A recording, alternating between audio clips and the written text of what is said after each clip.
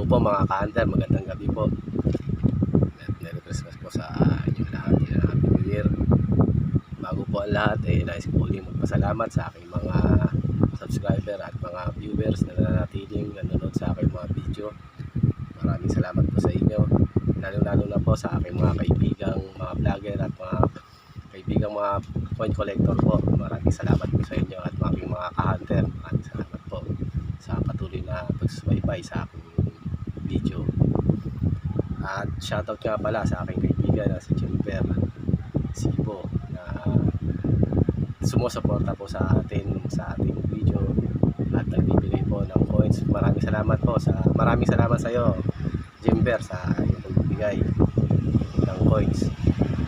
Ngayon po ang ating pag-uusapan ang limang commemorative coins na 10 piso na sino ba ang pinakamataas sa kanilang value sa numista. Ito po ay ating aalamin, itong mga commemorative coins na 10 peso na PSP series na may iba-ibang presyo sa numista at sino ba ang pinakamalaking halaga sa numista sa kanila.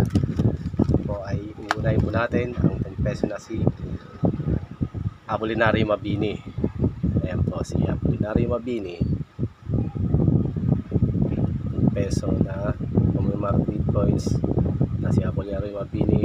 Ang kanyang presyo sa numista mga ka-hunter, ang kanyang very fine ay 46 pesos, ang kanyang extra fine ay 50 pesos, ang AU uncirculated niya ay 87 pesos at ang uncirculated niya ay 120 pesos. Medyo mataas po kasi malaki na, basta uncirculated po. Maganda ang kanyang kondisyon, talagang bagong tingnan at wala pang gasgas, ay 120 pesos po sa numista. Ayun po sa numista, ang presyo na yan ay 120 pesos ang uncirculated po. Ayan po si Apolinario Mabini.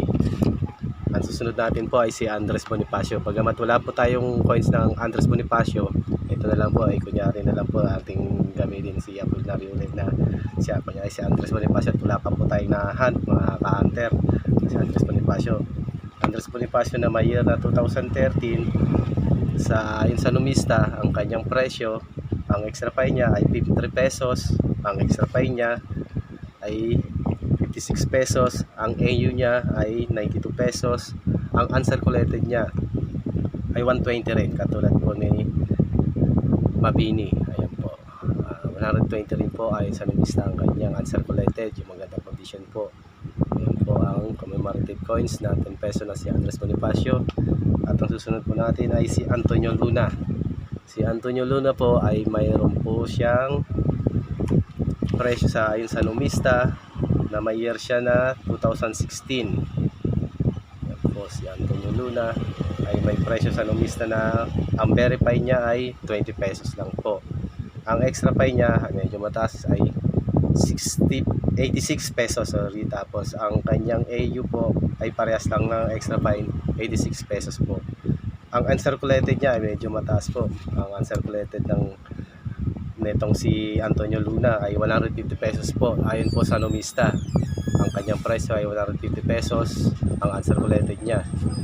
Ang susunod po nating commemorative coins na si Miguel Malvar. Si Miguel Malvar po ayon sa numista, ang kanyang presyo at ang may year na 2015, sorry, meron siyang year na 2015.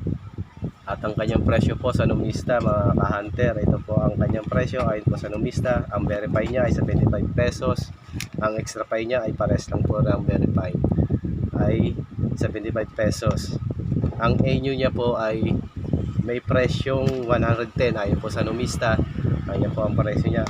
Ang kanyang uncirculated coins po at walang gasgas at bagong-bago ay medyo mataas po sa ayon po sa numista ay 180 pesos po ang isa. Basta magandang klase po at bagong-bago po tingnan at walang gasgas ang kanyang coins na si Miguel Malvar. Ayan po ang kanyang presyo ayon po sa numista ay 180 pesos po ang isa. Ayan po, medyo malaki. Ito po ang huling-huli nating barya mga ka-hunter. Ang may pinakamataas na value ayon sa numista ay itong 10 pesos na commemorative coins na People's Power. Ayun po. Ito po yun mga ka-hunter. Ito po ang 10 pesos na commemorative coins na People's Power Revolution may year na 1988 po. Ang kanya pong very fine ay 73 pesos ayon po sa numista. Ang extra fine niya po ay 170. Ang extra fine napakalaki ng kanyang value mga ka-hunter, napakalaki. Pares lang siya ng AU ng presyo ay 170 pesos ang isa ayon po sa numista. Ang kanyang uncirculated ay ganun din, ay 170 pesos.